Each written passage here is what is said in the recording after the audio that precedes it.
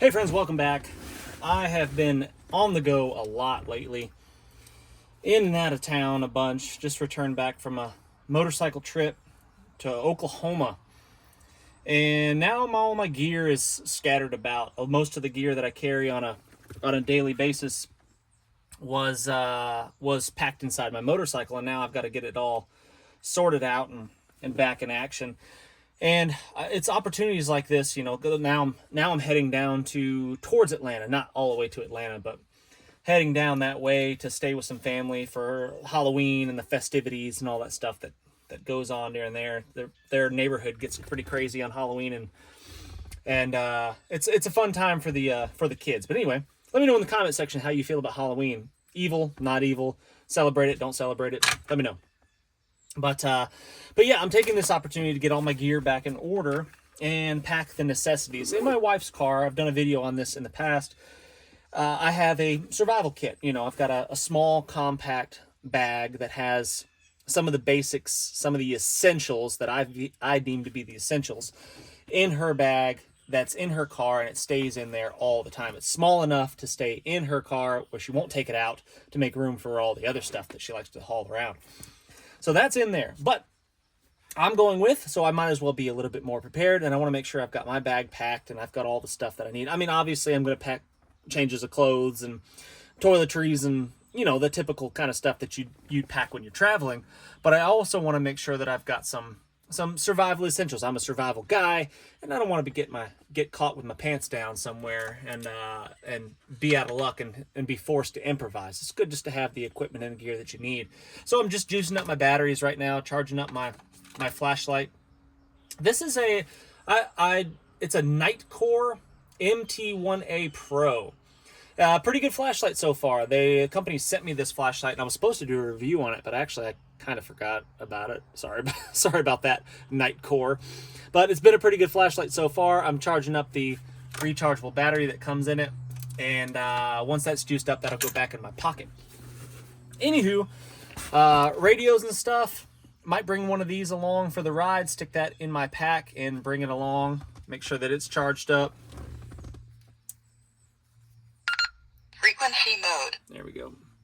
Yep, got full battery, so maybe I'll just throw this in the pack and have an alternative way to communicate. I don't know if I'll bring the whip antenna. I've got a smaller one here. Bigger radio with bigger battery, but smaller antenna. I might just give the little stubby antenna on here and call that good. That's the Baofengs are pretty good, pretty durable for the most part from what I've experienced, but the antennas are the weak point, and if you throw it in a pack and you're not careful, you can snap that antenna off. And most people that know anything about a radio is the antenna is the radio, basically. Without it, it's not going to work very well. So I don't know, we'll see. Might just take off this big whip antenna and put on the shorty just for packability reasons. Let's get everything else packed up. And we could take my truck, but I'm opting to take my wife's car because, one, it's fuel efficient. It's just less fuss. My truck burns vegetable oil, which a lot of you are familiar with, and that's what I generally run on it. But as the weather cools, as the temperatures get colder, it becomes much more difficult, a much slower process to filter the vegetable oil that goes into my truck. It's a bigger process. It takes longer. So in the summer months, it's no problem. It's like filled up in just almost as fast as you would do it at the gas station. But in the colder months, not so much. So we're probably just going to take her car. And if we were taking my truck, it has everything. I mean, I've got this thing loaded down. Everything from chainsaws to you name it. I got it. but we're going to take her car. It's not that far away. We'll be fine. But I just want to make sure that we've got the essentials in there. Carrying on. Tourniquet. Like I said, I just unpacked my motorcycle from with all of its gear. So I need to get it all packed back up into my normal everyday carry bag that's going to go in my wife's car. I could bring this larger backpack, but it's just probably not necessary. I don't know. It'd be easier to pack it in there, that's for sure. Got a lot more space. This is an EXO Mountain Gear 4800. This is a really good backpack, and really comfortable straps. Can carry a heavy load on there, no problem. It's got the hip belt. But this pack is just small, convenient, easy to carry around. And if you've ever seen my videos, you know I don't travel without a poncho. What kind of idiot would travel without a poncho? I mean, come on. If you don't have a poncho in your pack, you, sir, or madam, are wrong. There we go.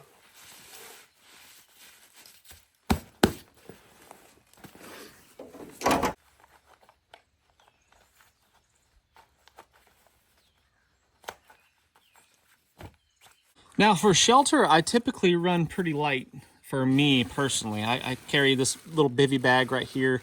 This is a SOL breathable bivy, which I like. Really lightweight, fits in this small little pouch right here. Fantastic, works great, like them a lot. But for the family, if I should need some sort of larger shelter, like in my wife's first aid kit, I've got a bunch of Mylar blankets and stuff because it needed to be compact. But I don't love Mylar blankets, and it would be nice to have just a larger tarp such as this to get the family under if we should need it. I do not anticipate needing it, but I like to be prepared. So in my wife's car, we've also got a wool blanket. I mentioned the Mylar blankets that we could all kind of huddle. If we were stuck in the car for whatever reason, we could huddle underneath that wool blanket, and it would keep us warm. If we stayed in the vehicle, that would be fine too. But if we're on foot, we had to move somewhere, potentially, small chance, it'd be good to have a larger shelter such as that. I've got a first aid kit in here, just a small one. I keep a bigger one in my truck, but this one solves most of the problems. This one's from Bear Independent, and that's gonna live. I'll actually put it kind of towards the top of the pack right there. And then my tourniquet, I'll just stick in the side. A small pouch that's on the side right there, and these compression straps kind of do their job to hold it in place. I've mentioned in quite a few previous videos, I kind of go through a checklist when I'm packing bags. Food, fire, water, shelter, first aid, security, communications. It's kind of just stuff that goes through my head as I'm packing up. On my person, in my pockets, and in my Wazoo cash belt, I've got most of those things, to be honest with you. But there's just a few bulkier items that need to go in the pack, or maybe more convenient sized items go in the pack. So like for example, in here, this is my metal cup. I can boil water in here, and I could cook my food in here, my meals in here. I've also got fire starters and extra batteries and stuff like that, all kind of packed in that little container. Never go anywhere without my emergency ration. I mean, come on now. I like these because they don't melt. They're not chocolate. You could keep them in your pack in the hot summer days, and they don't melt and make a mess. So yeah, food, fire, no problem. Got that squared away. On my persons, I always have Bic lighter with some duct tape on it. I've got an extra one and a ferro rod. Actually, I'm wearing a ferro rod right now. My Wazoo Spark. Water, we're gonna go get that. I use a Grail. I'm gonna go grab that real quick. Shelter, got a tarp right there to keep us out of the elements. Security is all on my person. I don't really like the truck gun thing. I mean, a lot of people are into that. I just don't like leaving something like that in my vehicle because vehicles are extremely easy to break into. And in general, I don't like doing that. So I keep that on my person.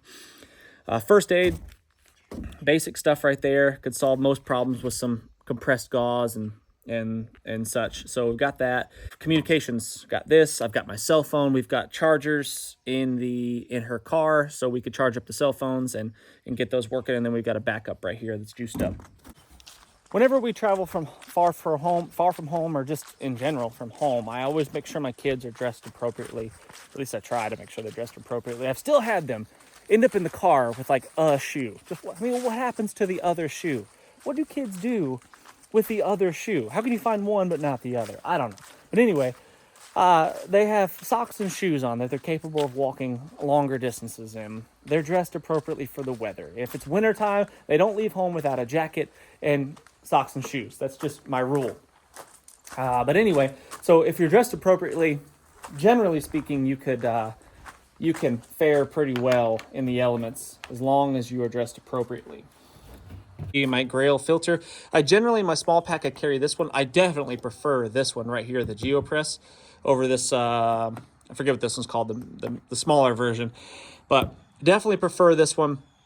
This is my go-to means of water purification, and that is super high on the priority list.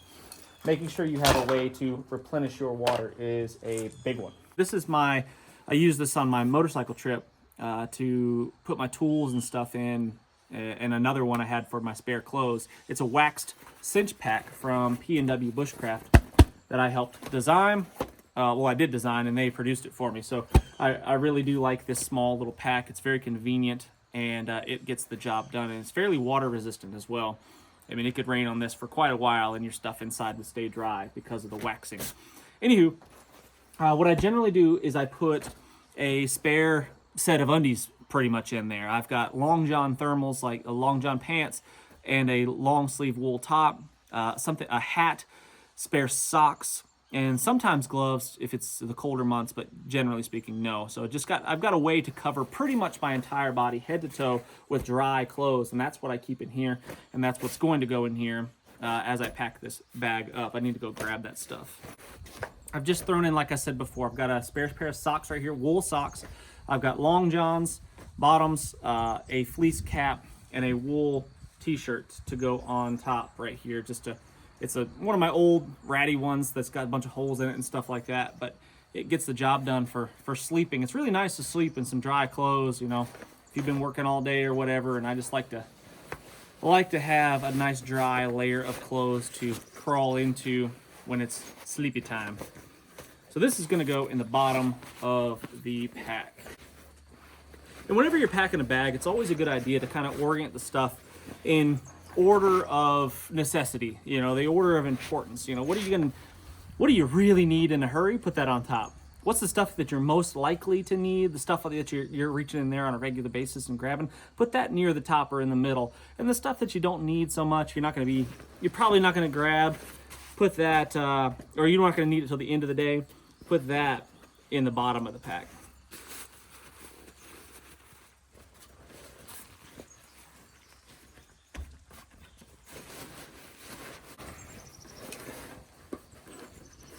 Throw that in there, stick that in there. That should be okay.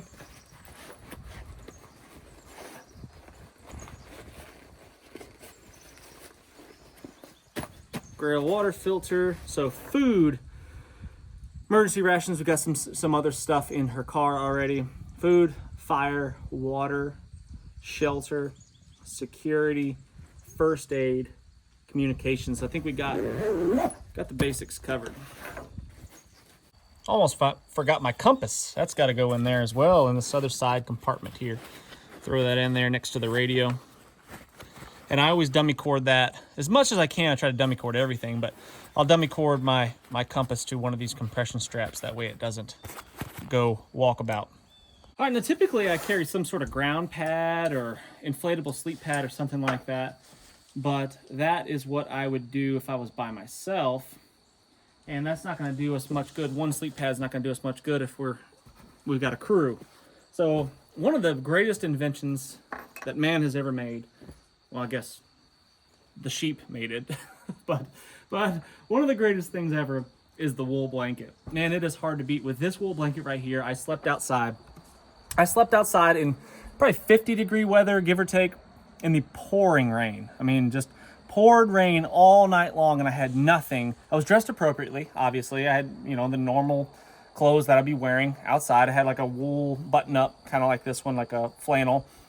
And I was just wearing my normal pants, kind of like these right here. And I think I was wearing sandals. I don't remember what I was wearing, but just my normal stuff. And then I slept outside with just this wool blanket, no other shelter whatsoever. I had this thing wrapped around me, and I was fine. I don't even think I shivered, maybe a little, but I was fine, totally fine. Poured down rain on me. It was crazy. So anyway, I'm a big believer in the wool blanket. They're heavy, they're bulky, but man, they are awesome. So that's gonna come along for the ride. And I'll just cinch that up. It's similar to what setup that I've got with my wife in her car.